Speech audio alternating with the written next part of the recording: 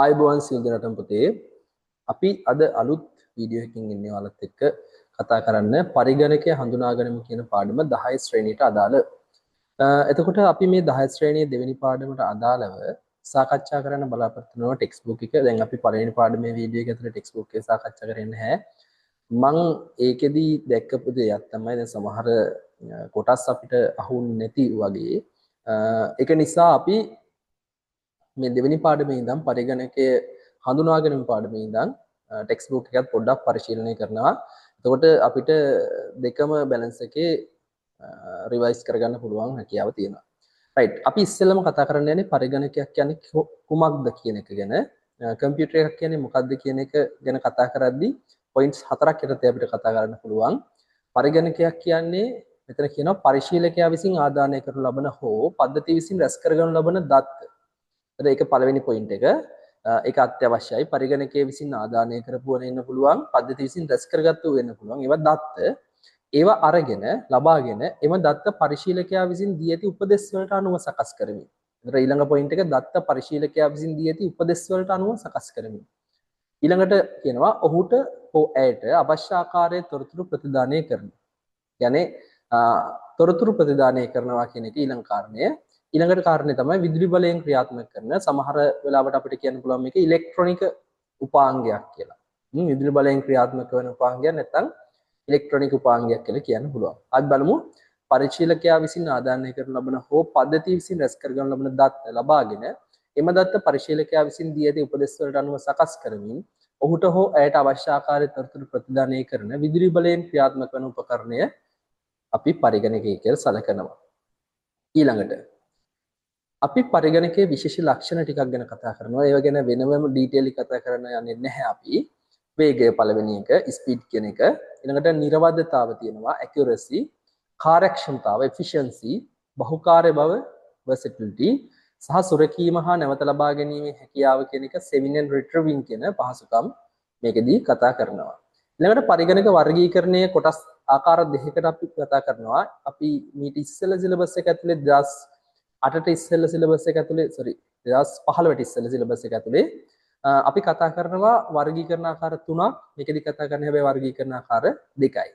මේකෙදි කතා කරනවා භෞතික ප්‍රමාණය අනුව තාක්ෂණය අනුව වර්ගීකරණය කිරීම ආකාර 2. එදා කතා කරා අපි තව එකක් අරමුණු අනුව වර්ගීකරණය. ඒකෙදි කතා කරා විශේෂ අරමුණු සහ සාමාන්‍ය අරමුණු පරිගණක කියලා. කොහොම වුණත් අපි දැනට කතා කරන දෙක ගැන කතා කරොත් භෞතික ප්‍රමාණය අනුව වර්ගීකරණය කොටස් 4කට බෙදෙනවා. තාක්ෂණය අනුව වර්ගීකරණය ගැන කතා කරාම කොටස් 2කට බෙදෙනවා.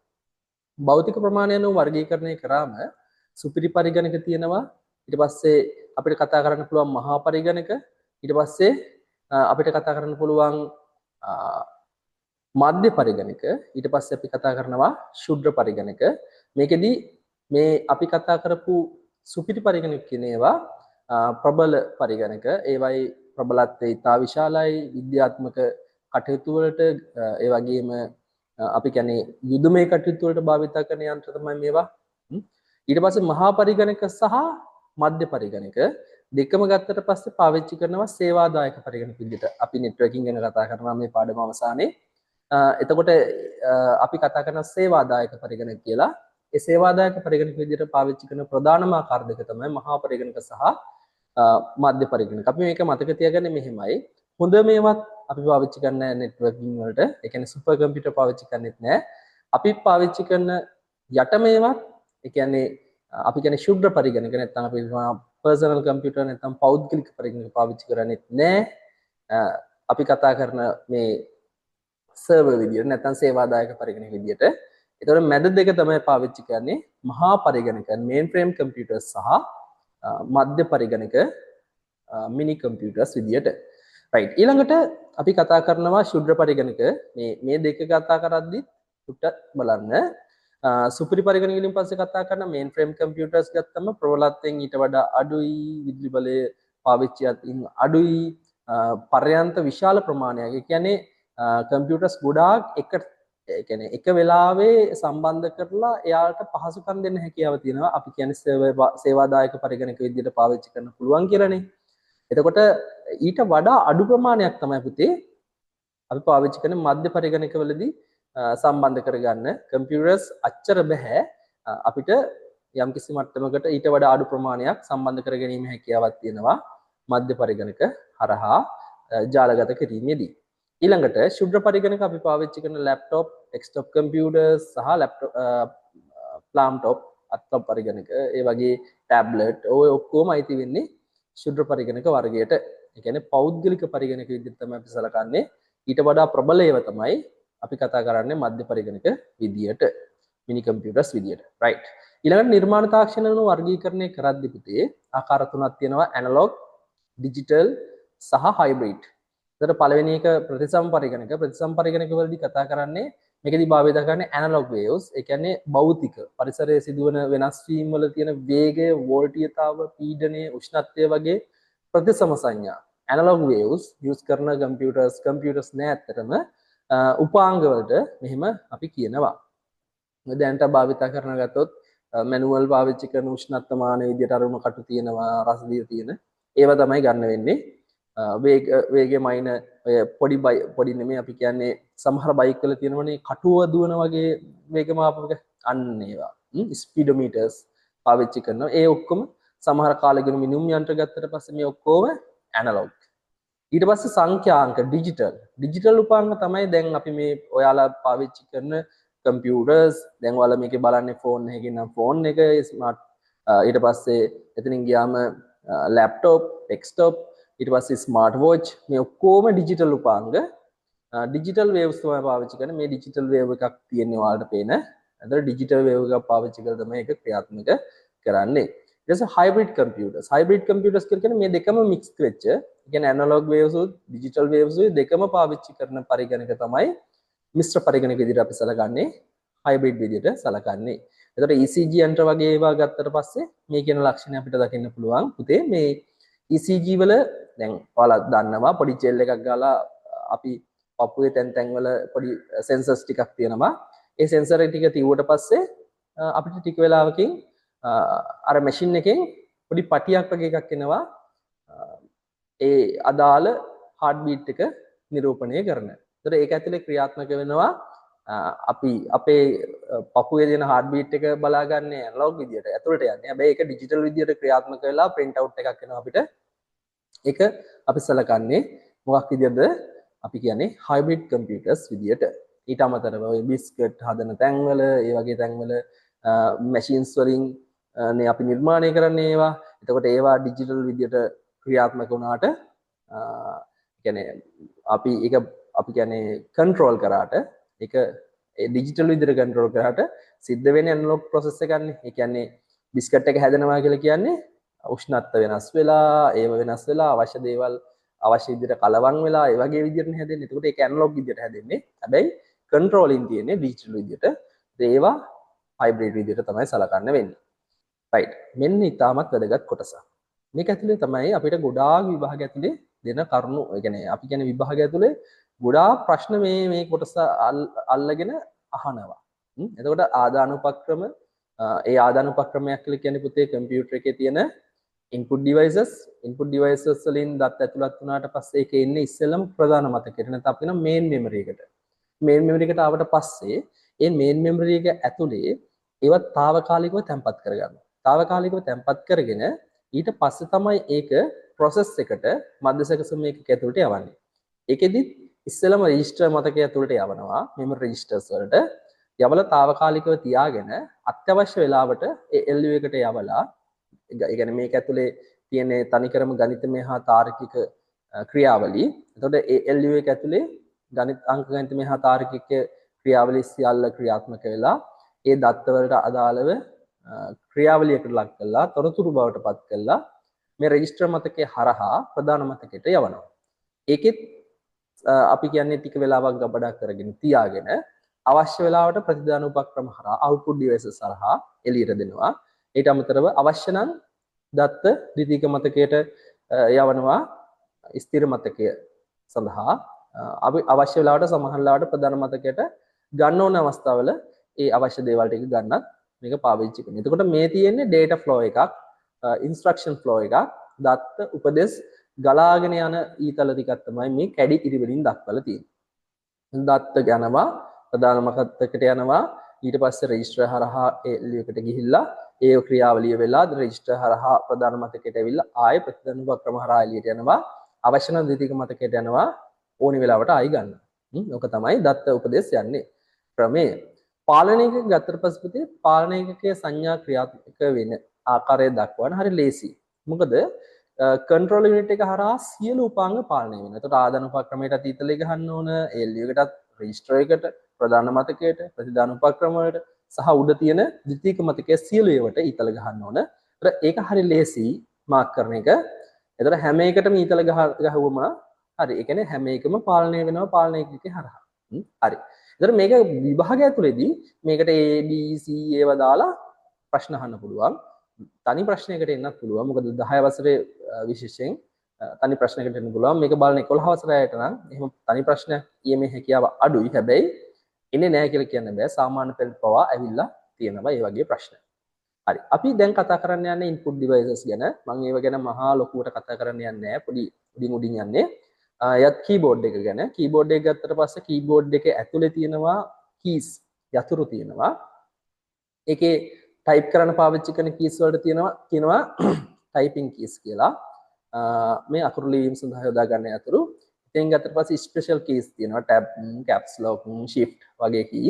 ගත්තට පස්සේ ඊට පස්සේ control කරන්න පාවිච්චි කරන control key එක CTRL key එක, alt key එක ඒ වගේ keys පාවිච්චි කරනවා. තා මෙතන පාවිච්චි කරනවා delete, home, page up, page down වගේ keys. ඒවා control keys විදිහට තමයි සලකන්නේ. එතනින් පස්සේ මෙතන තියෙනවා numerical keypad එකක්. හැම keyboard එකකම දකින්න විශේෂයෙන් desktop computers වල තියෙන keyboards වල මේවා දකින්න තියෙනවා ගොඩක් වෙලාවට. හැබැයි laptop වලදී notebook වගේ ඒවාදී මේක දකින්න නැහැ ඇත්තටම. මේක පාවිච්චි කරන්නේ එක වර ඔය ගණනය කිරීම කරද්දී ඉන්පුට් කරන 1 2 3 4 5 9 දක්වා තියෙනවා. එකතු කිරීම අඩු කිරීම අර කැල්කියුලේටර් එකේ ලුක් එකක් තමයි මෙතන දකින්න තියෙන්නේ. ඔක තමයි ඒකේ කතාව. ඊට පස්සේ අපිට mouse එක ගන්න පුළුවන්. mouse එකේ scroller එක තියෙනවා. රෝදය left එකයි right එකයි දෙක තියෙනවා. ওই ටික තමයි තියෙන්නේ. එතකොට mouse එක වෙනුවට laptop වල පාවිච්චි කරන්නේ touch pad එක. ඊට පස්සේ ස්පර්ශ සංවේදී තිරේ touch screen එක පාවිච්චි කරනවා. මේක විශේෂත්වයක් වෙනවා ආදාන ප්‍රතිදාන ආකාර දෙකටම ක්‍රියාත්මක වෙනවා. ඊට පස්සේ joystick එක ගත්තට පස්සේ පුතේ joystick games වලට එහෙම පාවිච්චි කරනවා. ඊට අමතරව mouse එක එහා මෙහා ගෙන යන්නත් මේක පාවිච්චි කරන්න පුළුවන්. මේ තියෙන්නේ light pen එක. light pen එක පාවිච්චි කරලා අපිට පුළුවන් පරිගණක ඇතුළට ඔය graph එහෙම අඳිනවා නම් රූප අඳිනවා නම් ඒව සඳහා පාවිච්චි කරන්න පුළුවන් light pen එක. ඉස්සර commentersලා පාවිච්චි කරා cricket match වල එහෙම ඔය කමෙන්ට් කරද්දී අර එක එක ක්‍රීඩාකයන්ගේ ස්ථාන දක්වන්න මේක පාවිච්චි කරා. ඊට පස්සේ ඊට අමතරව මේකේ අපිට සඳහන් නොකරපු දැන් දැනුම් පාවිච්චි කරන ඩිවයිස් එක තමයි media pad එක. drawing pad කියලා කියනවා. ඒක පාවිච්චි කරලා අපිට මේකේ ස්ක්‍රීන් එකේ ලියන්න පුළුවන්. ඒකත් input device එකක් විදිහට ගන්න පුළුවන්. ඊට පස්සේ digital camera එක. මේක නම් ආදාන ප්‍රතිදාන ගබඩා කිරීම කියන කොටස් තුනම කරන්න පුළුවන්. ඊට අමතරව webcam එක, web camera එක. ඊට පස්සේ CCTV camera ඒ වගේම ස්කෑනර් කියන ඩිවයිස් එක ගත්තට පස්සේ ස්කෑනර්ස් නම් වර්ග ගොඩක් තියෙනවා පුතේ. මේ ස්කෑන් එකක් කිව්වට පස්සේ අපිට ඒකේ ලුක් එක මේ වගේනේ දැනෙන්නේ. හැබැයි ඊට වඩා වෙන මේක ෆ්ලැට් බෙඩ් ස්කෑනර් එකක්. 40 තල සුපරීක්ෂකයක්. ඊට පස්සේ බාකෝඩ් ස්කෑනර්ස් මේවා වල දැකලා තියෙනවා. ඊට පස්සේ මේක නම් දැකලා නැතුව තියෙන MICR magnetic ink character reader කියලා කියන්නේ චෙක් පත්වල වළංගුතාව පරීක්ෂා කරන භාවිත කරන්නේ. චුම්බක තින්ත වලින් ලියපු අකුරු හඳුනා ගන්න මේකට පුළුවන්. ඊට පස්සේ OCR optical character recognition machine එක මේක පාවිච්චි කරලා අපිට පුළුවන් document එකක තියෙන මොකක් හරි කොලයක තියෙන අකුරු වෙන වෙනම පරිගණකගත කරන්න. ඒක ඉතා වැදගත්. මේ වෙනකොට ඔය library වල එහෙම ගොඩාක් භාවිතා කරනවා. ඊට පස්සේ රජයේ ආයතන වල ගොඩාක් පාවිච්චි කරනවා. ඊට පස්සේ OMR optical mark recognition machine එක. එතකොට මේක පාවිච්චි කරලා MCQ වගේ ඒවා මාක් කරන්න පාවිච්චි කරන්න පුළුවන්. ඒක ඉක්මනට අපිට උත්තර ගන්න භාවිතා කරන්න පුළුවන්. ඊළඟට automated teller machine එක, ඒ කියන්නේ ATM machine එක. මේක පාවිච්චි කරලා සල්ලි ගන්න හැකියාව තියෙනවා. ඊට පස්සේ mic එක, microphone එක.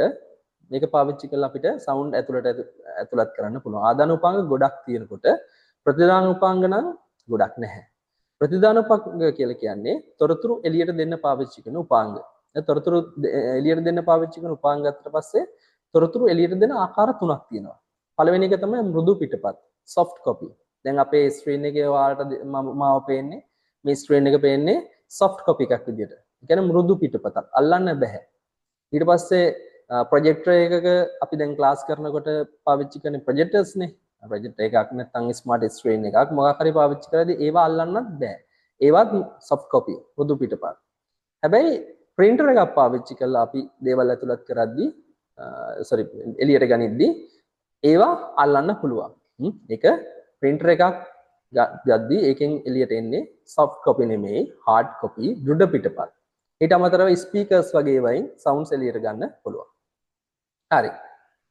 soft copy දෙන්න පාවිච්චි කරන උපාංග ගත්තට පස්සේ monitor එක නැත්නම් අපි කියන පරිගණක තිරය කියන එක අපිට විශේෂයෙන් සඳහන් කරන්න පුළුවන්. ගොඩක් අය භාවිත කරන මේ ස්ක්‍රීන් එක අපි මේකට කියනවා ඩිස්ප්ලේ එක කියලා.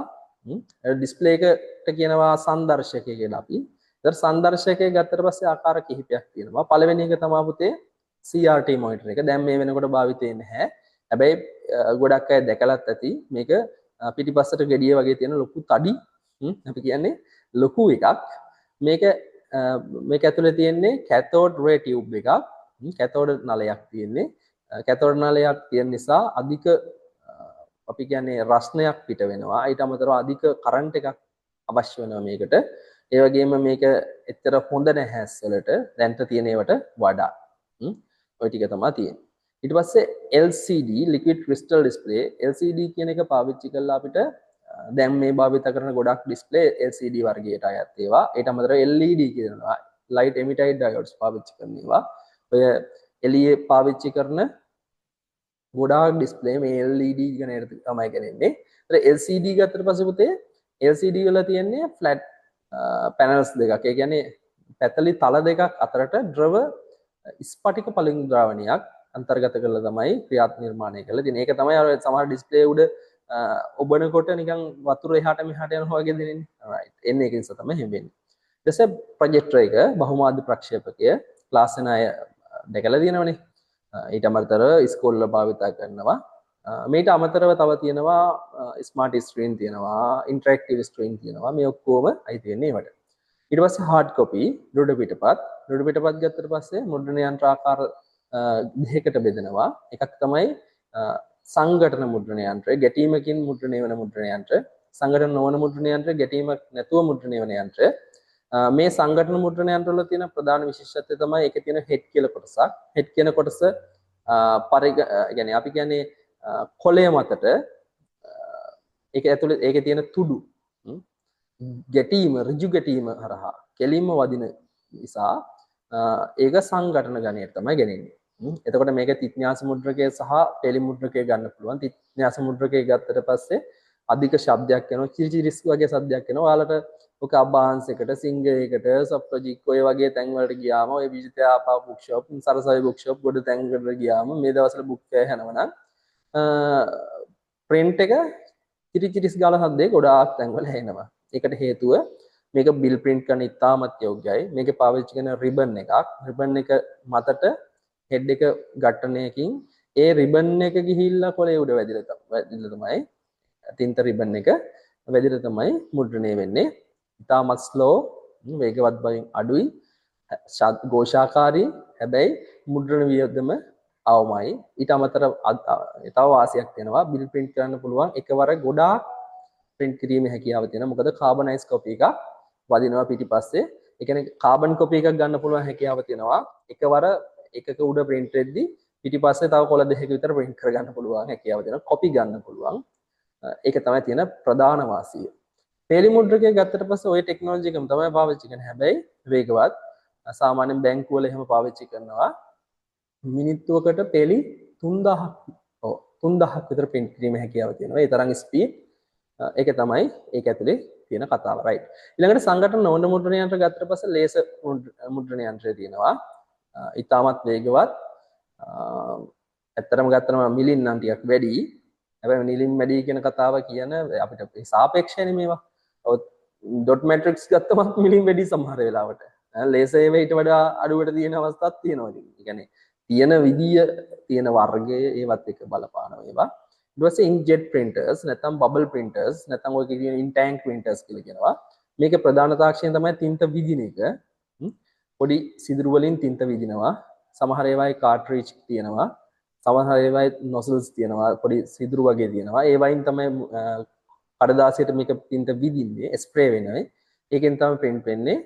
මේක පාවිච්චි කරලා මුද්‍රණය කරාට පස්සේ සමහර මුද්‍රණ දී වෙන්න පුළුවන් වතුර එහෙම බොඳ වෙන්න පුළුවන්. සමහර වෙලාවට ඒකේ පාවිච්චි කරන තින්ත වර්ග වෙනස් කරලා print කරාට පස්සේ එහෙම නොවන අවස්ථා තියෙනවා. ගොඩක්ම cover page printing වලට එහෙම පාවිච්චි කරනවා මේක. laser printer එක ගත්තට පස්සේ quality එක ගොඩක් වැඩි. ඊට වඩා laser එකෙන් එන print outs ගොඩාක්ම quality. ඊට පස්සේ thermal printer එක වල ඕන තරම් දෙකක් තියෙනවා. ඔය බස් වල ticket machine වල ඊට පස්සේ ඔයාලට බිල් කඩද්දී ඔය කඩවල වල තියෙන thermal printer එක. ඒකේ විශේෂත්වය තින්ත නෑ ඒවයි. විශේෂ කඩදාසියක් රත් වීම වගේ මුද්‍රණය වීම තමයි වෙන්නේ. රත් වෙනකොට කළු පාට හරි වෙන පාටක් හරි ගහන. ඒක තමයි වෙන්නේ. ඒතර මේ ටික තමයි ඔය විස්තර කරලා තියෙන්නේ මම අර ටට්ටක් ගාලා කියපු ටික. ඊට අමතරව ශබ්දය sounds එළියක් දෙන්න පාවිච්චි කරන ස්පීකර් සහ ඉස්බනුව කියලා කියන්නේ headphone එක. ඒ දෙක පාවිච්චි කරලා අපිට මේ වැඩේ කරන්න පුළුවන්. ඊට පස්සේ CPU එක central processing unit එක කොටස් තුනකට බෙදෙනවා කියලා ඔයාලා දැක්කා. diagram එකේ තියෙනවා ALU, CU, මත් memory registers. එතකොට ALU එකෙන් වෙන්නේ ගණිතමය හා තාර්කික දේවල් වෙන එක. පාලනය එකකින් වෙන්නේ පද්ධතිය සීල උපක්‍රම පාලනය කරන එක. රෙජිස්ටර් වලින් වෙන්නේ අංක ගණිතමය හා ALU එකට තුල ක්‍රියාත්මක වෙන ක්‍රියාවලිය සඳහා අවශ්‍ය වූ දත්ත සහ ක්‍රියාවලිය ප්‍රතිඵල తాවකාලිකව රඳවා තබා ගැනීම. ඊට පස්සේ CPU එකේ ස්පීඩ් එක මයින් පාවිච්චි කරන ඒකකේ තමයි හර්ට්ස් කියන්නේ. හැබැයි හර්ට්ස් කියන ඒකකේ මේ වෙනකොට හර්ට්ස් කියන ඒකකේ නෙමෙයි පාවිච්චි කරන්නේ මෙගාහර්ට්ස් සහ ගීගාහර්ට්ස්. මේ වෙනකොට ගීගාහර්ට්ස් තමයි බහුලව භාවිතා කරන්නේ පරිගණකයක clock speed එක නැත්නම් ඔය අපි කියන්නේ processor speed එක මනින්න. ඊට පස්සේ පරිගණක මතක ගත්තට පස්සේ ප්‍රධාන කොටස් දෙකකට කැඩෙනවා පුතේ. ඒක එකක් main memory අනික secondary memory ප්‍රධාන මතකය සහ ද්විතීයික මතකය. මේ ප්‍රධාන මතකයට තව කියනවා ප්‍රාථමික මතකය කියලාත්. ඒතර ප්‍රාථමික මතකය නැත්නම් ප්‍රධාන මතකය ගත්තට පස්සේ කොටස් දෙකකට කැඩෙනවා මෙතන RAM එක සහ ROM එක. read only memory එක ROM එක කියලා කියන්නේ read only memory. සම්භාව්‍ය විසම මතකය RAM කියලා කියන්නේ random access memory.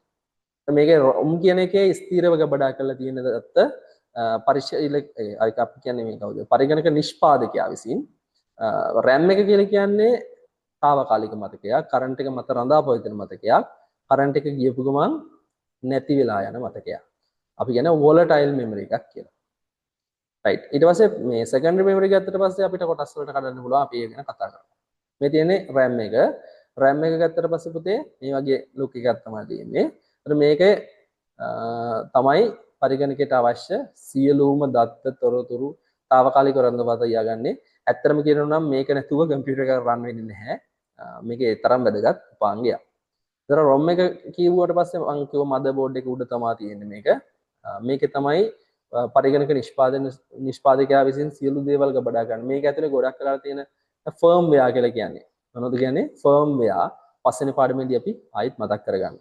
ඊට අමතරව මේකේ නැති කතා නොකල එකක් තමයි කෑෂ් මෙමරි වාරක මතකය ඉතාමත් වේගවත් මතකයක් දෙවෙනි වෙන්නේ වාරක මතක රෙජිස්ටර් වලට විතරයි ඒ කියන්නේ මිලනුත් වැඩි වාරක මතකය වැඩි වෙනකොට මදර්බෝඩ් එකේ මිල ඉහළ යනවා ගොඩක් ඒකට පාවිච්චි කරන්නේ ඇත්තටම මේ අපි කියන්නේ ඒකට පාවිච්චි කරන මෙටල්ස් ගත්තට පස්සේ අධික මිලයි ඒක නිසා ඒවා වාරක මතකය වැඩි වෙන වැඩි ගේමින් PC වල එහෙම මේ වාරක මතකය වැඩි සාමාන්‍ය පරිහරණය පාවිච්චි කරන එක වාරක මතකයේ ගොඩාක් ලොකු එකක් හෝ වාරක මතකයේ කිහිපයක් තියෙන ඒවා භාවිත කරන්න අත්‍යවශ්‍ය නැහැ. හැබැයි ගේමින් වලට ඕන ගේමින් වීඩියෝ එඩිටින් වගේ ඒවාදී පාවිච්චි කරන ඒවයි මදර්බෝඩ් වල තියෙන වාරක මතකය මත ඒකේ බෝඩ් එකේ මිල රඳා පවතිනවා මිල වැඩි වෙනවා එන්නේ. හරි. එතකොට මේකේ කතා කරන මේ ඊළඟට මේ ඩයග්‍රෑම් එකත් වැදගත් එකක්. ප්‍රයිමරි මෙමරි නැත්නම් ප්‍රධාන මතකය කෑෂ් මෙමරි තියෙනවා වාරක මතකය මධ්‍ය සැකසුම් මේකකේ තියෙනවා මම මේක කතා කරා මේෂන් බාසුන් කෙනෙක්ගේ උදාහරණයක් අරගෙන මම ඒක දැන් කියන්නේ නැහැ. ඒතර මේකෙදි වෙන්නේ CPU එක සහ RAM එක මෙතන ප්‍රාථමික මතකයේ තියෙන්නේ. ඒ දෙක අතර අතරමැදියා විදිහට තමයි වාරක මතක ක්‍රියාත්මක කරන්නේ. මොකද මේ CPU එකේ ස්පීඩ් එක ගත්තට පස්සේ හැරෙන්නවත් බෑ ප්‍රයිමරි මෙමරි එකට නැත්නම් මේන් මෙමරි එකට. එයාගේ ස්පීඩ් එක මදි. ඒක නිසා මධ්‍ය සැකසුම් මේකේ ස්පීඩ් එකත් එක්ක පෑහෙන්නේ නැහැ. ඒක නිසා මොකද කරන්න තියෙන්නේ? වාරක මතකය කියලා පොඩි මතකයක් දාගන්න ඔය අතරට. දැන් කරන්නේ මොකද්ද? ප්‍රාථමික මතකයෙන් දේවල් අරගෙන ටක් ගාලා මධ්‍ය සැකසුම් මේකේට දෙන එක. ඒක තමයි කරන වැඩේ. හැබැයි වාරක මතකවල ගත්තට පස්සේ ධාරිතාව ඉතාමත් අවමයි සාපේක්ෂව අනිත් මතකවලට වඩා. රයිට්. එතකොට මේක මෙහෙමයි වෙන්නේ. ඉස්සෙල්ලම එක දත්ත තිබේදයි වාරක මතකය තුල පරීක්ෂා කරලා බලන්න. මෙතන තියෙද කියලා බලන්න. කියන්නේ මෙයාට වැඩක් කරන්න තියෙද කියලා මෙතන බලන්න. ඊට පස්සේ මොකද කරන්නේ දෙක. දත්ත තිබේ නම් මේවා සකසණය වෙත යොමු කරයි කාලය ඉතිරි වෙයි. ඒ කියන්නේ මේකේ මොනවා හරි දෙයක් කරන්න තියෙනවා නම් ආයි කොහෙවත් යන්නේ නැහැ. ඒ තියෙන එක ගන්න. නැත්තම් අපි මොකද කරන්නේ? මෙතන එහෙම නැත්තම් තුන්වෙනි එක. වාරක මතකය තුල දත්ත නොමැති නම් ප්‍රාථමික මතකය වෙත යොමු වෙයි. මෙතෙන්ට යනවා. එතන තියෙනවා නම් ප්‍රාථමික මතකයේ දත්ත වාරක මතකයේ වෙත යොමු කරයි. එහි තැන්පත් කර සකසණය වෙත යොමු කරයි. මෙතනින් මෙතෙන්ට අරගෙන මෙතනින් මෙතෙන්ට යොමු කරන එක තමයි කරන්නේ. ඔක තමයි මේකේ ක්‍රියාවලිය. ද්විතීයික මතක ගත්තට පස්සේ ආකාර තුනක් තියෙනවා. චුම්බක මාධ්‍ය, මැග්නටික් මීඩියා කියන එක, ප්‍රකාශ මාධ්‍ය, ඔප්ටිකල් මීඩියා කියන එක, ඝන තත්ත්ව විපාක, solid state devices කියලා කියන එක. චුම්බක මාධ්‍ය ගත්තට පස්සේ ආකාර තුනක් මෙතන කතා කරනවා. hard disk එක, දෘඩ තැටිය, දැන්ට ලෝකයේ පාවිච්චි කරන පරිගණක බහුලයක බහුලවම පාවිච්චි කරන ප්‍රධාන storage device එක hard disk එක. හැබැයි අලුතෙන් පාවිච්චි කරන ඒවායින් අයින් වෙච්ච එක. දැන් පාවිච්චි කරන්නේ solid state devices SSD ඒවා hard disk එක පාවිච්චි කරනවා. ඉතාමත් තමයි hard disk එක දැනට තියෙන කම්පියුටර්ස් වල වැඩිම එක. හැබැයි අලුතෙන් එන කම්පියුටර්ස් වල hard disk පාවිච්චි කරන්නේ නැහැ. නම් මෙතන floppy disk දැන් භාවිතේ නැහැ. චුම්බක තැටි magnetic tape භාවිතේ නැහැ කියන්න බෑ. හැබැයි අඩුවෙන් තියෙන භාවිතේ. ඊට පස්සේ ප්‍රකාශ මාධ්‍ය CD DVD Blu-ray. CD ගත්තට පස්සේ මේ වගේ ඊට වඩා වැඩි DVD වල capacity 7 ගුණයක් විතර. ඒ වගේ 5 ගුණයකට වඩා වැඩි Blu-ray වල. හැබැයි CD ටිකක් ජනප්‍රිය වුණා. DVD ඊට වඩා ගොඩාක් ජනප්‍රිය වුණා. Blu-ray ගොඩාක් ජනප්‍රිය නැහැ. ඒක මෙන්න මේ SSD කියන උපාංග හැදිච්ච නිසා. මොකද මේ ඔප්ටිකල් මීඩියා වල තියෙන වැඩේ තමයි. ඒකෙදි CD DVD Blu-ray කියන වර්ග තුනම ගත්තට පස්සේ ඒ තැටි එක sizesමයි. ඒවා හීරෙනවා. එතකොට දත්තවලට හානි වෙන්න පුළුවන්. හැබැයි මේ USB pen drive, memory card, SSD අනිත් උපාංග කිසිම එකක් එහෙම වෙන්නේ නැහැ. සාක්කුවේ දාගෙන යන්නත් පුළුවන්. ඉතාමත් ආරක්ෂිතයි. මේ හේතු නිසා තමයි ඒවා ජනප්‍රිය වෙලා තියෙන්නේ මේ වෙනකොට. මේකෙත් hard disk එක ගත්තට පස්සේ මේ තියෙන මැද spindle එක කියන එක plate එක high කරලා තියෙන එකේ ඊට පස්සේ මෙතන තියෙන head එකක් actuator arm එකක් තියෙන actuator බාහුවක් තියෙනවා. ඊට පස්සේ actuator එක මගින් තමයි ඒක එහා මෙහා කරන්නේ. ඊට අමතරව තියෙනවා මේකට power දෙන්න ඒ වගේම IDE port එක නැත්නම් SATA port එක කියලා කියනවා. දත්ත තොරතුරු එහාට මෙහාට ගෙනියන්න පාවිච්චි කරන උපාංග. සමහර ඒවායි plate සමහර ඒවා නෙවෙයි දැන් තියෙන ඔක්කොගේ මෙහෙම තමයි. තැටි කිහිපයක් තියෙනවා. එතකොට actuator armුත් ඒ වගේම තියෙන්න ඕන. head එකට අමතරව තියෙන්න ඕන. මේ උඩ එකේ විතරක් ගබඩා කරන්නේ ඒ උඩ තැටුවේ යට පැත්තෙත් ගබඩා වෙනවා. ඒක තමයි තියෙන වාසිය. එතකොට යට තියෙන actuator arm එකේ උඩත් head එකක් තියෙනවා යටත් head එකක් තියෙනවා. එහෙම තමයි වෙන්නේ. මේ external hard disk එක. මේ තියෙන්නේ අපි කතා කරපු magnetic tape. මේව නම් දැකලා ඇති cassette tape එකක් වගේ.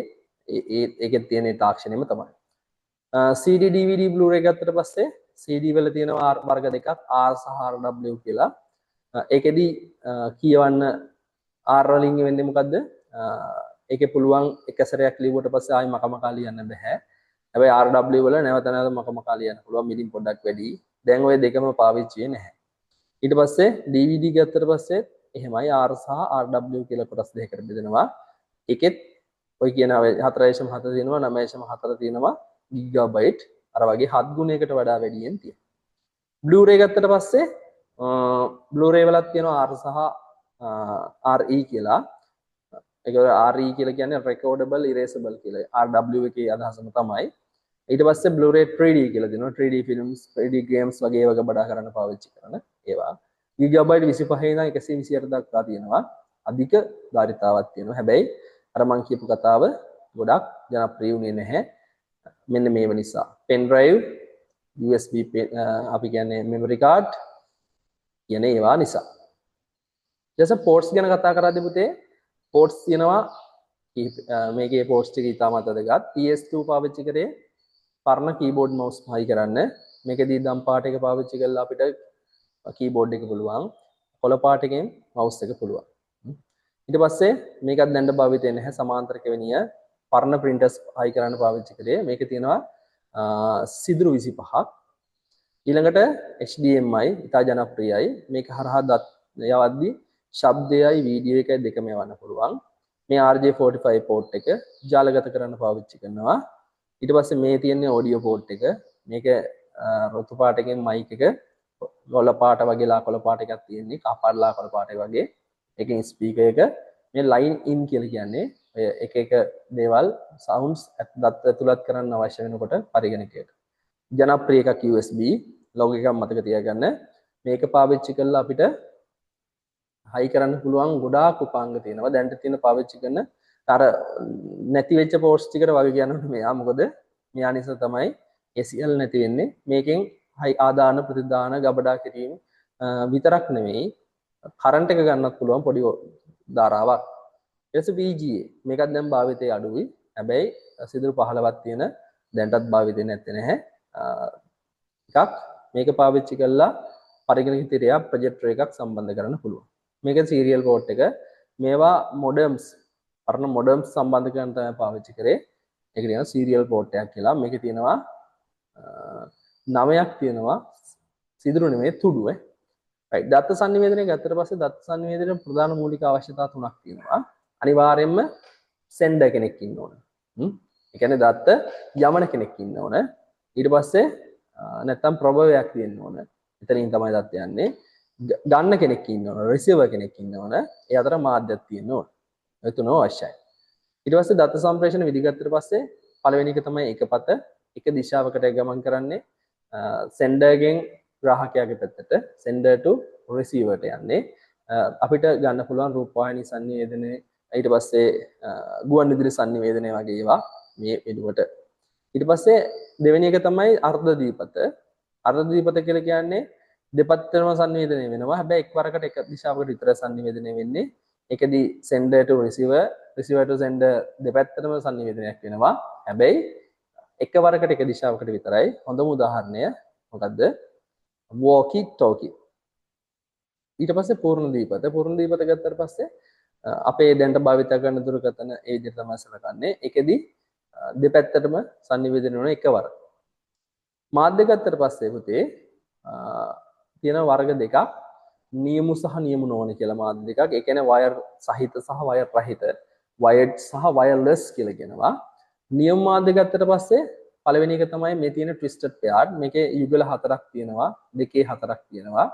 ඊට වඩා මෙයා වෙනස් පොඩ්ඩක් shield එකක් මේක STP එකක්, මේක UTP එක. unshielded twisted pair, shield twisted pair. UTP STP කියලා සඳහන් කරනවා. මෙයාට වඩා මෙයාට ගොඩක් දුර යන්න පුළුවන්. දත්ත සංනිවේදනය කරන්න පුළුවන්. සම්ප්‍රේෂණයේදී හානි වීම අඩුයි සාපේක්ෂව. මෙයාගේ සාමාන්‍යයෙන් මීටර 100ක් වගේ යවන්න පුළුවන්. හැබැයි මෙයාගේ ඊට වඩා වැඩි දුරකට යවන්න පුළුවන්. මේක වල දැකලා තියෙන ඇන්ටනා කේබල් එක. මේකේ තියෙන මැද කෝ එකක්, ඒ මැද කූරක් තියෙනවා. ඊට අමතර වටේ පොඩි ප්ලාස්ටික් ආවරණයක් තියෙනවා. ඊට පස්සේ කම්බි දැලක් වගේ එකක් තියෙන්නේ. දැල අග්‍රයක් වෙනවා, මේ මැද එකත් අග්‍රයක් වෙනවා. ඒක තමයි වෙන්නේ CCTV කැමරා පද්ධති වලත් භාවිතා කරනවා, ඇන්ටනා වලත් පාවිච්චි කරනවා. ෆයිබර් ඔප්ටික් ගත්තට පස්සේ ආලෝකය තමයි ගමන් කරන්නේ ඉතාමත් වේගවත්. අධික වේගයෙන් ක්‍රියාත්මක කරන ජාල සඳහා භාවිතා කරනවා.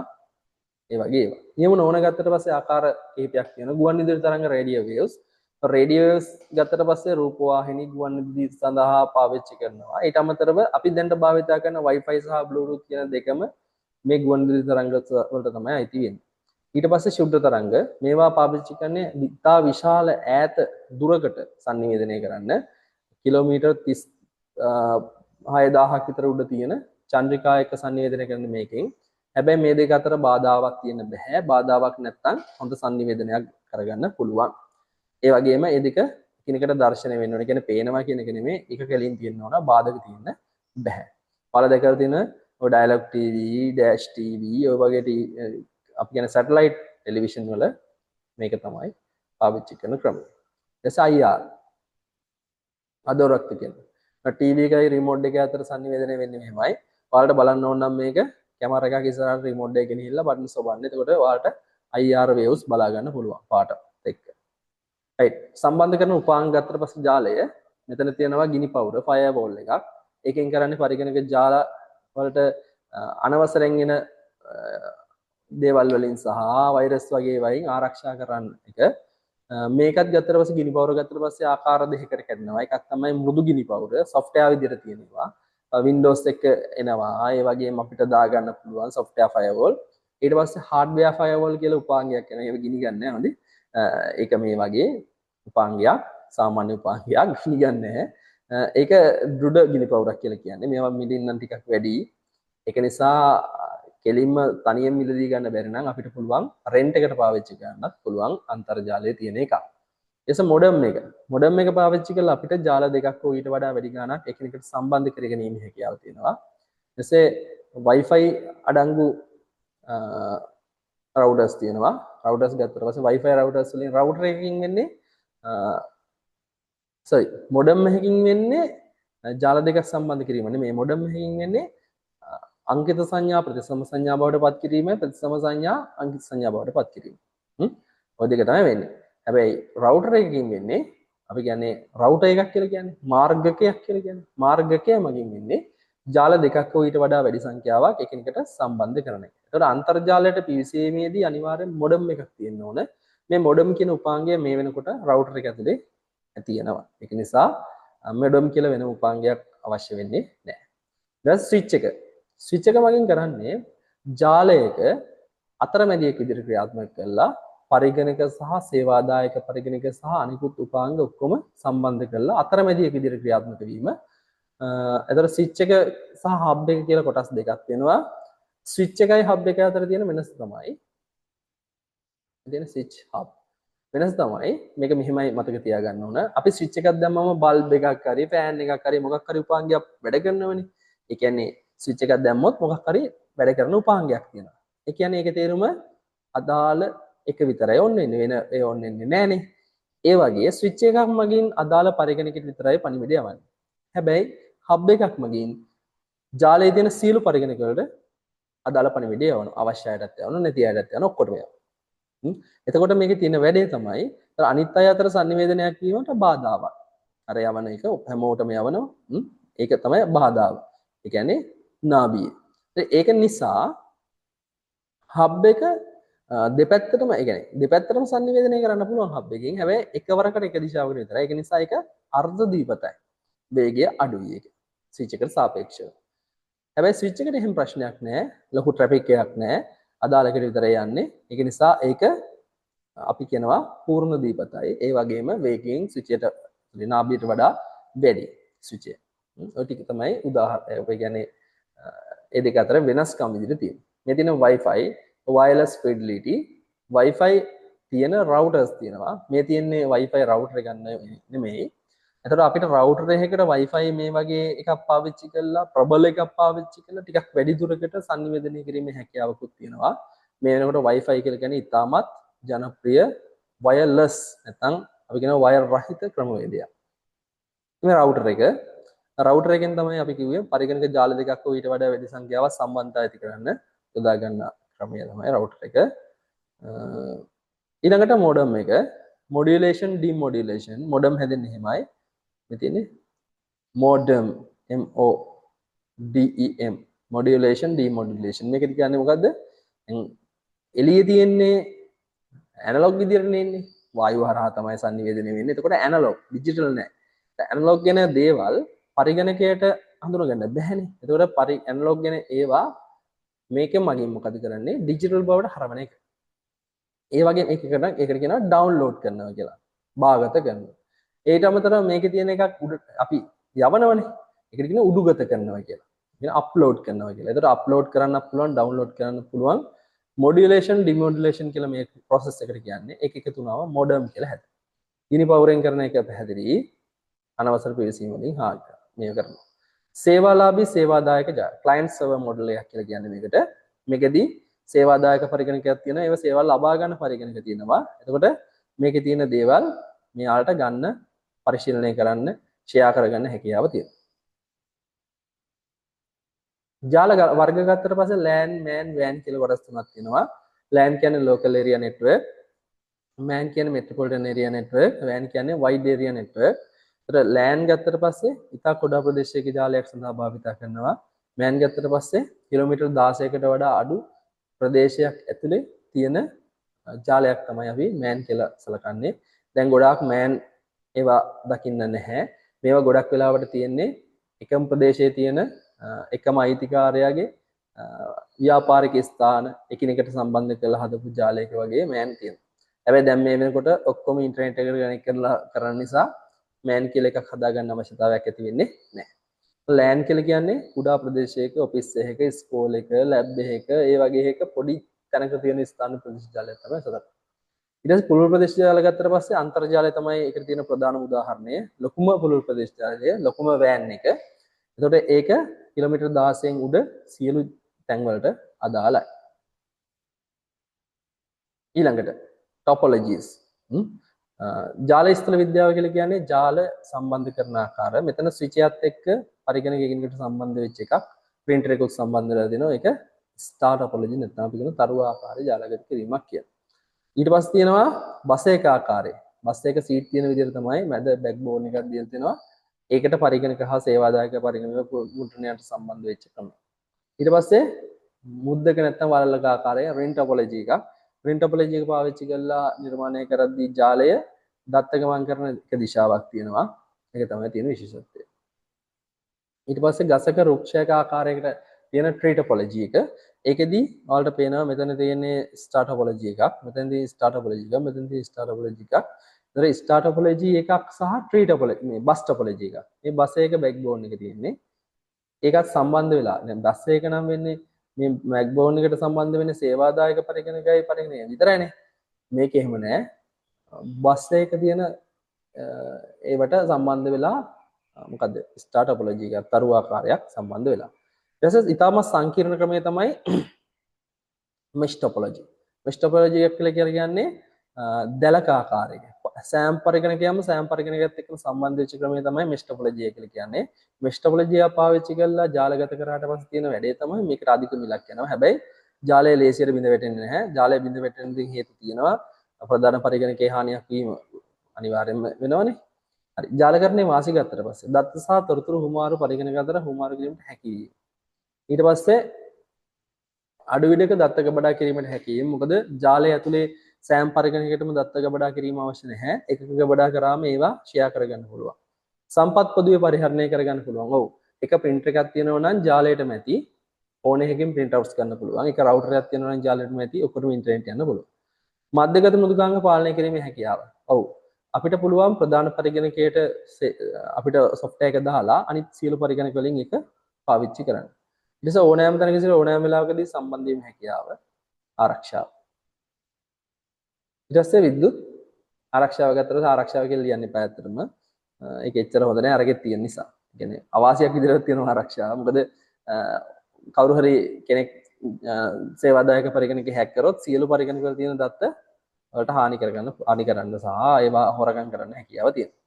මේක කියන්නේ සේවාදායක පරිගණකයට සම්බන්ධ විය හැකි අවසරවත් ආභීන්ට පමණක් බැවින් එහි දත්ත හතරක තැන්පත් කිරීම වඩාත් ආරක්ෂිතයි. එහෙම කතාවක් තියෙනවා. රයිට්. ඊළඟට විද්‍යුත් තැපෑල කියන පරිගණක අතර ඉතා පහසෙන් තොරතුරු මාරු කර ගැනීම සඳහා පාවිච්චි කරන්න පුළුවන්. අවාසි. දත්ත සඳහා අඩු ආරක්ෂාව. අරකේ වැඩි ආරක්ෂාව කියලා තිබ්බනේ. මේක තමයි ප්‍රශ්නය. දත්ත ආරක්ෂා කරගන්න ටිකක් අපහසුයි. ඕන පරිගණකයකට ගිහිල්ලා ජාලය හැක් කිරීම හැකියාව තියෙනවා. ඊට පස්සේ ජාලය බිඳ වැටීම වෙන්න පුළුවන්.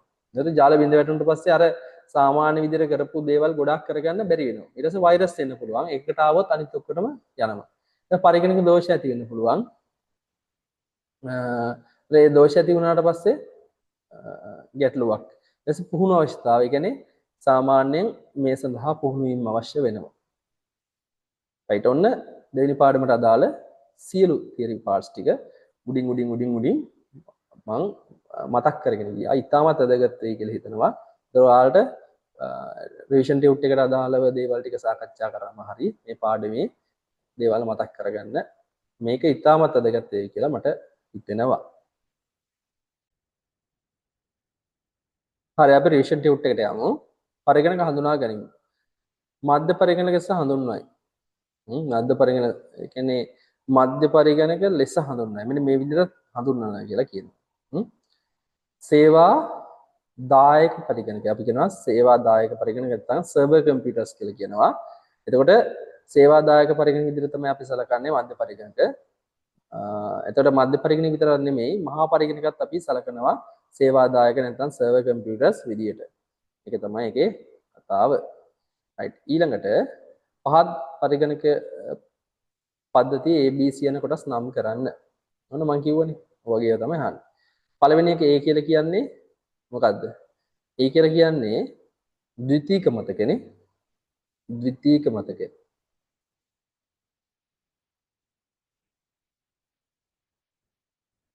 A. ඊට පස්සේ B තියෙන්නේ මතක රෙජිස්ටර්. ඉංග්‍රීසි මීඩියම් අය බලන ද්විතීක මතකෙන් සෙකන්ඩරි මෙමරි මතක රෙජිස්ටර්. memory registers. C. පාලන ඒකකය control unit.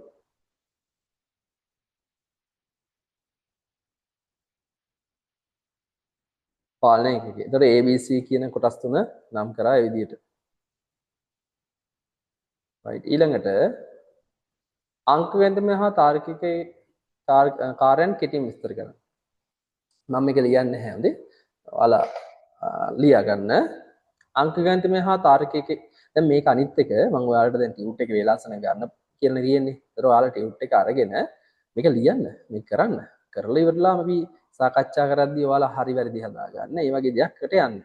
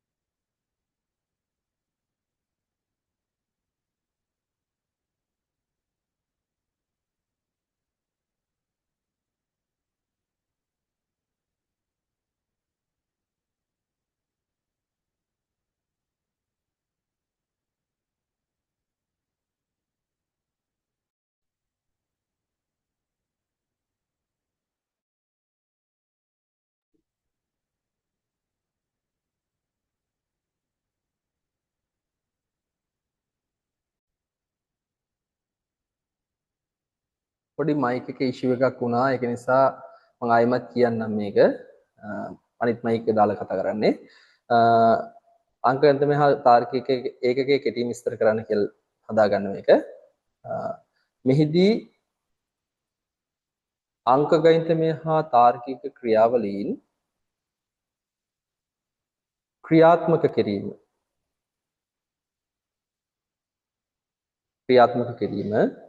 මූලිකව සිදුවේ. ක්‍රියාත්මක කිරීම මූලිකව සිදුවේ. අංක ගණිතමය හා තාර්කික ක්‍රියාවලීන් ක්‍රියාත්මක කිරීම මූලිකව සිදුවේ.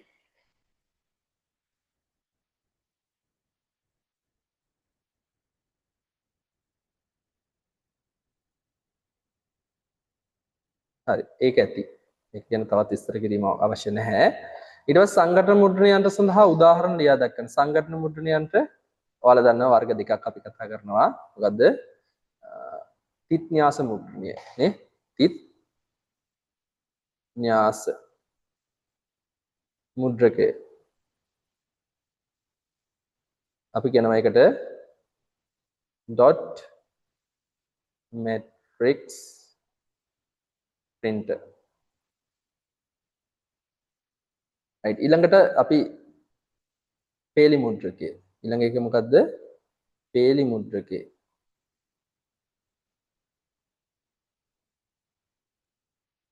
අපි කියනවා ඒකට line printer.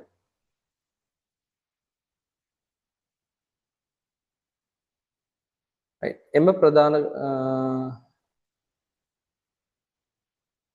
ඊළඟේ පොඩි ප්‍රශ්නයක් තියෙනවා තුන නම් කර ඒවයි කාර්යයන් ලියා දක්වන්න කියලා තියෙනවා බලමු අපි මොකද්ද කියන්නේ කියලා right මෙතන මේ ටික හරි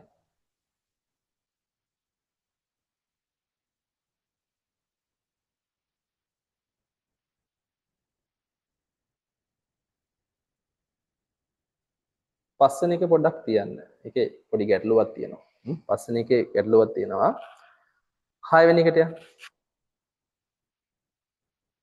right 6 වෙනි එක ලේසර් මුද්‍රණයන්ට සම්බන්ධයෙන් පහත ප්‍රකාශ සලකා බලන්න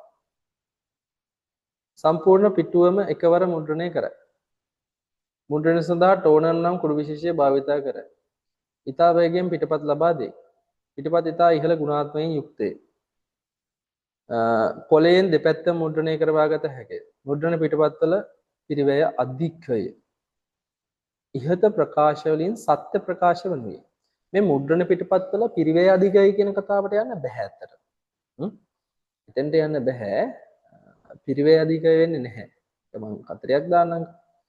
සම්පූර්ණ පිටුවම එකවර මුද්‍රණය කරයි. ඔබ ඉතින් print කරනවා. මුද්‍රණය සඳහා ටෝන නම් කුඩු. ඔව් ටෝන කුඩු පාවිච්චි කරන්නේ. කුඩු වර්ගයක් පාවිච්චි කරන්නේ. ඒකදී වෙන දේත් පොඩ්ඩක් මතක තියාගන්න. ඒ ටෝන කුඩු තියෙනවනේ. ඒ ටෝන කුඩු ටික දානවා නිකන්.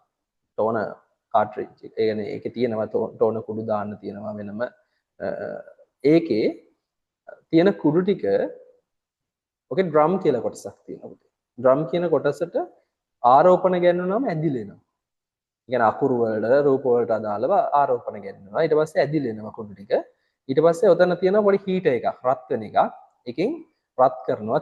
කුඩු ටික රත් වුණාට පස්සේ පොඩක් දිය වෙනවා. ඒ මේ චූටි ඒ කියන්නේ වෙලාවක් යන්නේ මේකට.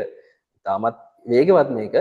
ඒ අතර කොලේ යන ඕක අතරින් යනකොට අර කුඩ වදිනවා. ඒක නිසා තමයි ඔයාලා දැකලා ඇති ෆොටෝකෝපි මැෂින් වලත් මේ ටෙක්නොලොජි එක තියෙන්නේ. සාමාන්‍යයෙන් එනේ print එක උණුයි. අපි කියන උණුවේ print එකක් ඇවිල්ලා තියෙනවා උණු එකක් තියෙනවා කියලා.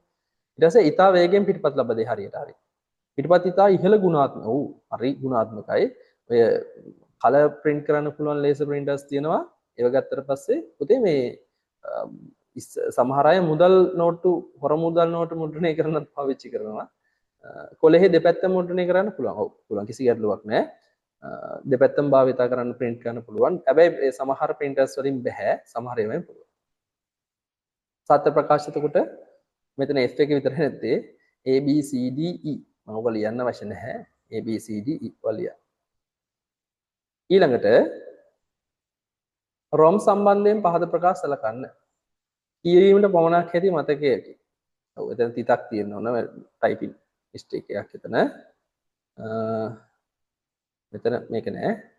මතකයකි වරක් වැඩසටහන් කරණය කළ පසු වෙනස් කළ නොහැක. එතන පොඩි ප්‍රශ්නයක් තියෙනවා. මොකද ROM එකේ තියෙන මේවත් චේන්ජ් කරන්න සාමාන්‍ය කෙනෙකුට සාමාන්‍ය විදිහකට බැරි වුණාට ඒක වෙනස් කරන්න බෑ කියලා එහෙකුත් නැහැ. ඒක බැරි නැහැ. ROM එකේ තියෙන දේව වෙනස් කරන්න බැරිම නැහැ. ඒ තමයි පොඩි ප්‍රශ්නයකට තියෙන්නේ. ඒත කියවීමට පමණක් හැකි මතකයක් කියන කතාව නම් හරි. ඒක තමයි ප්‍රශ්නේ තියෙන්නේ. පරිගණකයේ බූට් වීමට අදාළ උපදෙස් හොඳවා ගනි හරියට හරි. මේකේ තියෙන ෆර්ම්වෙයා ස්ථිරාංග කියන જાතිය ඔයාලා ඉගෙන ගත්ත නිසා මම කිව්වට කමක් නැහැ. විදුලි විසන්ධි වුවද දත්ත මැකී නොයයි. හරි. ඒක වොලටයිල් එකක් නෙමෙයි. මේවායේ ධාරිතාව සම්භාව්‍ය විසුම් මතකයට වඩා අඩුයි. RAM එකට වඩා ROM එක උඩින් තියෙන්නේ. මේක මේ ඇත්තටම පොඩි ප්‍රශ්නයකුත් තියෙනවා. මේක පොතේ තියෙන විදිහට තමයි කියන්නේ. මොකද ඔයාලට වෙන يعني විභාගය ඇතුලේ වැලිඩ් වෙන්නේ ඒකනේ. නැත්තම් මේ දැන් තියෙන විදි දැන්ට තියෙන විදි වල පොඩි ගැටලු සහගත තත්ත්වයක් තියෙනවා. අපි බලමු. මොකද තුන්වෙනි පාඩමට යන එකක්.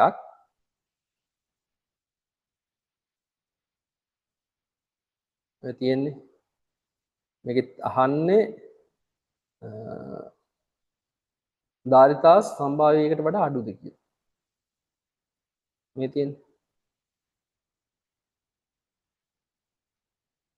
සම්භාව්‍ය 1 to 64 කියලා දැන් මේ වෙනස් හොඳේ.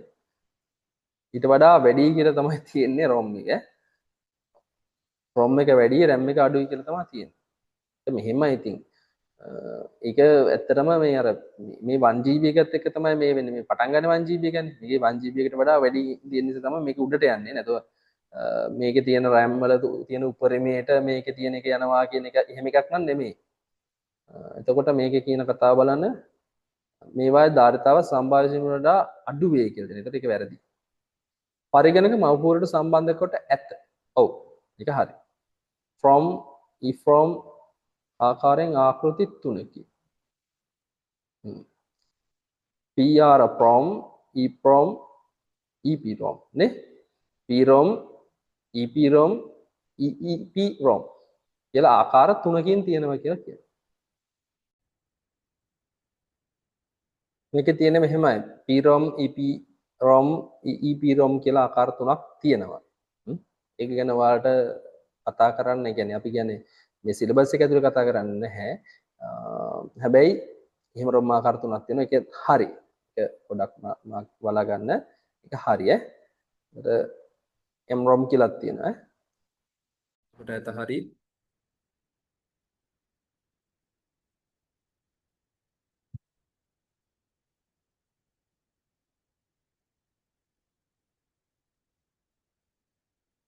right. මේවායේ ධාරිතාව සම්භාව්‍ය පිසුම් මතකට අඩු වේ කියන එක වැරදිනේ. විදුලි විසන්ධියවද දත් මැකී නොයයි කියලා කියනවනේ. හරි. රඳවා ගනි හරි. එතන පොඩි ප්‍රශ්නයක් තියෙනවා වෙනස් කර නොහැක. ඒකේ අර මෙන්න මේක අනුව වෙනස් වෙන්නේ PROM EPROM නේ. ඒක ඒ කියන්නේ පොදුවේ ගත්තට පස්සේ වෙනස් කරන්න බෑ කියන්න බෑ. ඒක කැතයි ඒක. ඒක නිසා එහෙම කියන්නේ සාමාන්‍ය විදියට බෑ. ඒක ටෙක්නීෂියන් කෙනෙකුට බෑ කියන්න බෑ. නිසා එතන උත්තර ටික B C E F B C E සහ F කියන ටික හරි. එහෙමයි නේ.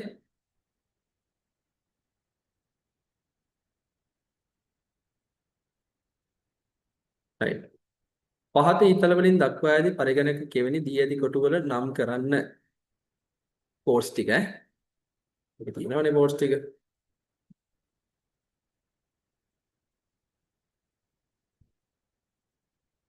right අපි නම් කරමු.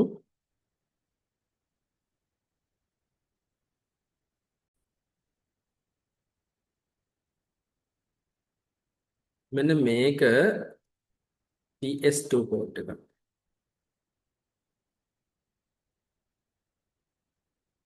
ඊට පස්සේ මේක HDMI. පේන විදියෙන් නම් එහෙම තමයි ඈ. පොඩි මෙහෙම එකක් තියෙනවා. වෙන HDMI එව නැහැ USB ටිකක් තියෙන්නේ නේ. HDMI වෙන්නේ නැති. ඩිස්ප්ලේ එකක් සම්බන්ධ කරන් තමයි මේක පාවිච්චි කරන්නේ. එතකොට මේකෙදි ඇත්තටම ගත්තට පස්සේ ඩිස්ප්ලේ එක විතරක් නෙමෙයි ඔඩියෝ වීඩියෝ දෙකම මේකෙන් යනවා. මේක ඩිස්ප්ලේ පෝට් එකක්. පුතේ මේක නම් ඔයාලගේ සිලබස් එක නැහැ ඇත්තටම. ඩිස්ප්ලේ පෝට් එකක්. එතකොට ඒ ටිකට අමතරව ওই ටිකේ නැති තව එකයිනේ තියෙන්නේ. يعني ඔය ඔක්කොගේම සිදුරු තියෙන ඒවා තියෙන්නේ. තුඩු තියෙන එකක් තමයි ඊළඟට තියෙන්නේ. එතකොට මේක ශ්‍රේණිගත කෙවිලා.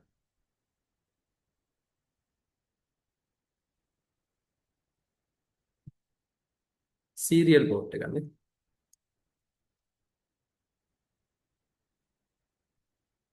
මේක පැරලල් පෝට් එක සමාන්තර කෙවිනිය. මේක තුඩු තියෙන්නේ. ඒතර මේක RJ45 එකක් මේක USB මේ ඔඩියෝ පෝට්ස් මේ දෙක ගත්තට පස්සේ PS2 වල කීබෝඩ් මවුස් සම්බන්ධ කරන දැන් මේක කීබෝඩ් එක මේක මවුස් එක සම්බන්ධ කරන PST පෝට් එක. ඒ ටික තමයි පොඩ්ඩක් මතක තියාගන්න ඕනේ. right ඊළඟ කොටසට යමු අපි.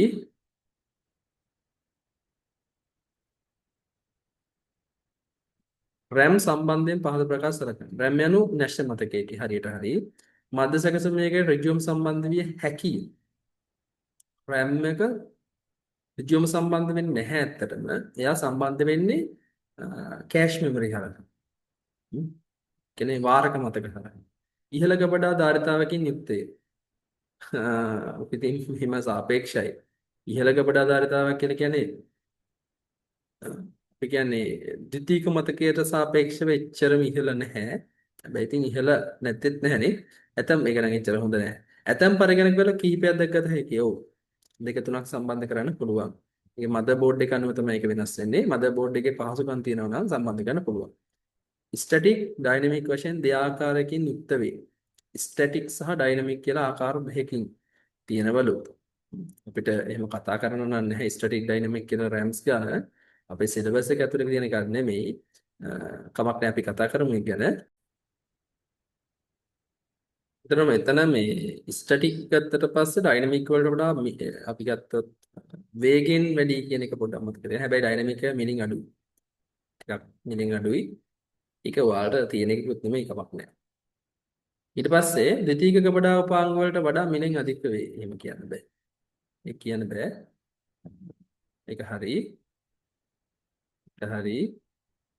මේකත් හරි කියලා ගමු. ඉහළයි මද සැකසුමේකට ඍජුව සම්බන්ධ විය හැකිය. මද සැකසුමේකට ඍජුව සම්බන්ධ විය හැකිය නෑ. නැෂ්‍ය මතකයකි. හරි. හරි. අපි මේ 9 වෙනි එකකින් පස්සේ ඊළඟට යමු.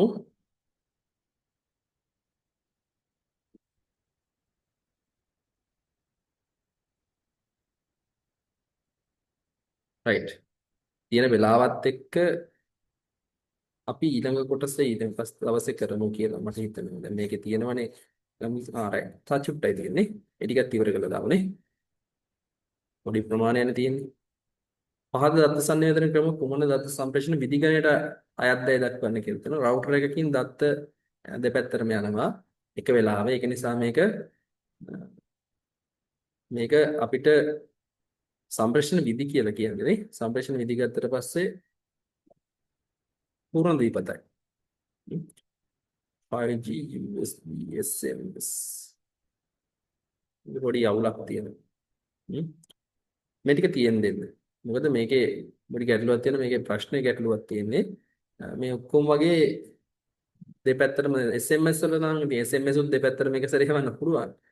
හැබැයි මේක නම් SMS එකකදී වෙන්නේ එක පැත්තකට යවලා ටික වේලාවකින් ඒකට රිප්ලයි එකක් යවන්නේ. ඒකට අර්ධ දීපත පැත්තට යනවා. USB එකෙන් දෙපැත්තටම යනවා සංනිවේදනයේ 5G 4G ඒ වගේ එහෙමයි. Bluetooth වලින් නම් දෙපැත්තටම යෑමක් නැහැ එකවර. රවුටර් එක පූර්ණ දීපතයි 4G Bluetooth රයිට් මේක හරියට මම ඔයාලට ඊළඟ වීඩියෝ එකෙන් දෙන්නම්.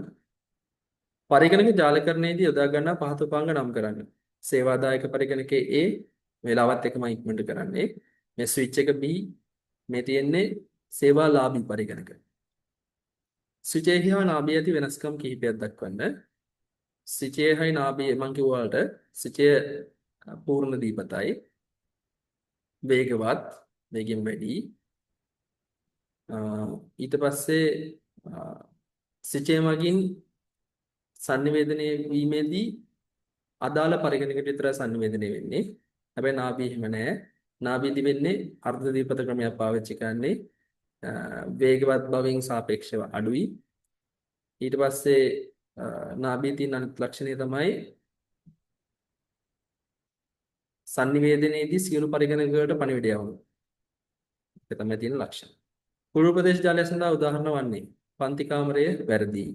අන්තර්ජාලය හරියට හරි. විශ්වවිද්‍යාලයේ පූර්ව ප්‍රදේශ ජාලයක් වෙන්නේ නැහැ. ව්‍යාපාර ආයතනය නැහැ.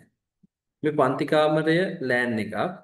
අන්තර්ජාලය වෑන් එකක් පූර්ව ප්‍රදේශ ජාලයක්. විශ්වවිද්‍යාලය සමහරට ලෑන් එකක් වෙන්නත් පුළුවන්, මෑන් එකක් වෙන්නත් පුළුවන්. සමහර එක ප්‍රදේශයක කැම්පස් එකේ ෆැකල්ටි දෙක තුනක් තියෙනවා නම් එතකොට ඒක සම්බන්ධ වෙලා කිලෝමීටර් 16ක් ඇතුළේනේ. ඒක මෑන් එකක් වෙන්නත් පුළුවන්. ගොඩක් වෙලාවට ලෑන් තමයි. දැන් නම් ඉන්ටර්නෙට් එකත් එක්ක කනෙක්ට් වෙලා නිසා මේක වෑන්ම තමයි ඇත්තටම. ඒක විශ්වවිද්‍යාල වෑන් එකකට දාන්න එපානේ. ඒක ලෑන් එකක්. ව්‍යාපාර ආයතනයක් ඒත් එහෙම තමයි. පරිගණක ජාලකරණයේ වාසි අවාසි අපි වාසි අවාසි දෙකම මොනවා වගේ අපිට බලා ගන්න පුළුවන්. එකටක් ගාලා බලමු. right මේ තියෙන්නේ. වාසි විදියට සහ වාසි විදියට වාසි ගත්තට පස්සේ අඩු ඉඩක දත්තක බඩා කිරීමට හැකියවීම, සම්පත් පොදුවේ පරිහරණය කිරීමට හැකියවීම, මධ්‍යගත මෘදුකාංග පාලනය කිරීමට හැකියවීම, ඕනෑම තැනකදී ඕනෑම වෙලාවකදී සම්බන්ධ වීමට හැකියවීම, ආරක්ෂාව කියලා ලියන්න එපා. මේක ලියන්න පුළුවන්. දත්ත සහ තොරතුරු පරිගණක අතර හුවමාරු කිරීමට හැකියවීම. ඒ දෙක ලියන්න එපා. අවසාන දෙක ලියන්න එපා පුතේ. පොතේ තියෙන දත්ත සහ තොරතුරු පරිගණක අතර හුවමාරු කර ගැනීමට හැකියවීමයි, අඩු විටක දත්තක බඩා කිරීමට හැකියවීමයි, සම්පත් පොදුවේ පරිහරණය කිරීමට හැකියවීමයි, මධ්‍යගත මෘදුකාංග පාලනය කිරීමේ හැකියාවයි, ඕනෑම තැනකදී ඕනෑම වෙලාවකදී සම්බන්ධ වීමේ හැකියාවයි ලියන්න. ඊට පස්සේ දත්ත සඳහා අඩු ආරක්ෂා කියලා ලියන්න එපා. ඒකට මෙහෙම ලියන්න. සේවාදායක පරිගණකයට අනවසරයෙන් පිවිසීම තුළින් සේවාදායක පරිගණකයට අනවසර පිවිසීම තුළින් පරිගණක ජාලයේම ආරක්ෂාවට තර්ජනය විය හැක. පරිගණක ජාලය තුළම තොරතුරු වල ආරක්ෂාවට තර්ජනය විය හැක. ඊට පස්සේ ඊළඟ එක ජාල බිඳ වැටීම් කියලා ලියවර කමක් නැහැ. මේකත් එහෙම ලියන්න. පරිගණකයක හෝ කේබලයක බිඳ වැටීම ජාලයේ බිඳ වැටීමට හේතු විය හැකි වීම. කේබලයක හෝ පරිගණකයක බිඳ වැටීම ජාලයේ බිඳ වැටීමට හේතු විය හැකි වීම. වෛරස කියන එක කෙලින්ම ලියන්නත් එපා. වෛරස් එකට ලියන්න මෙහෙම. පරිගණකයකට ජාලයේ පරිගණකයට වෛරසයක් ඇතුළු වීමෙන් සියලු පරිගණක වලට පැතිරිය හැකි වීම. ඊට පස්සේ ලියන්න පුළුවන් ප්‍රධාන පරිගණකයේ දෝෂයක් නිසා පරිගණක ජාලයෙන් බිඳ වැටීමට හැකි වීම. ප්‍රධාන පරිගණකයේ දෝෂයක් නිසා ජාලයෙන් බිඳ වැටීමට හැකි වීම. ඊට පස්සේ ජාලය පාලනය කිරීමට විශේෂ පුහුණුවක් අවශ්‍ය වීම. ඊළඟ එකට ජාලය පාලනය කිරීමට විශේෂ පුහුණුවක් අවශ්‍ය වීම. right. ඕකේ අපිට මිස් වුණේ මෙන්න මේ සෙට් එක. ඒකත් අපි බලමු. ඒකත් අපි බලමු. ඕක නැත්තම් ඉවර කරගන්න වෙන්නේ නැහනේ. ඒකත් අපි රවුටර් කියන එක පාවිච්චි කරනවා ෆුල් ඩුප්ලෙක්ස් half ඩුප්ලෙක්ස් ක්‍රම දෙකම එක කනෙක්ෂන් එක අනුව වෙනස් වෙනවා. 4G එහෙමයි ෆුල් ඩුප්ලෙක්ස් half ඩුප්ලෙක්ස් ආකාර දෙකම යූස් කරනවා. 5G එහෙමයි. Bluetooth වල පාවිච්චි කරන්නේ half duplex එක. නැත්නම් අපි කියනවා අර්ධ දීපත ක්‍රමවේදය. USB වලත් එහෙමයි. හැබැයි අලුත්ම ඒවයි සඳහන් වෙනවා full duplex පැත්තට යනවා කියලා. හැබැයි මේකත් half duplex වලට දාගන්න. SMS නම් කොහොමත් half duplex තමයි ගන්න. SMS half duplex මම අර කිව්ව විදිහටම ඒක අර්ධ දීපතයි. SMS USB අර්ධ දීපත කියලා දාගන්න. 5G පූර්ණ අර්ධ ආකාර දෙකටම 4G පූර්ණ අර්ධ ආකාර දෙකටම ක්‍රියාත්මක වෙනවා. Bluetooth අර්ධ දීපතයි රවුටර් එක ගත්තට පස්සේ ආකාර දෙකටම ක්‍රියාත්මක වෙනවා. පූර්ණ සහ අර්ධ ආකාරය. ඒක කනෙක්ෂන් එක අනුව වෙනස් වෙනවා කියලා කියනවා. හරි. එහෙනම් මම හිතනවා මේ පාඩම ඇතුලේ ගොඩක් දේවල් සාකච්ඡා වෙන්නේ නැති. මේක ෆුල් කවර් වෙන්නේ නැති. මොකද අපි ලෙසන් එකක් සම්පූර්ණ කතා කරලා ගියපු නිසා ෆස්ට් එකට වඩා මේ වීඩියෝ එක හොඳ වෙයි කියලා මම හිතනවා. එහෙනම් මේකෙන් වැඩේ ගොඩ දාගමු. අපි විභාගයට වැඩිපුර ලකුණු ගන්න තමයි මේ වැඩේ කරන්නේ. එහෙනම් සියලු දෙනාටම ඊළඟ දවසේ හමු වෙනකම් සුබ කාලයක් වේවා කියලා ප්‍රාර්ථනා කරනවා.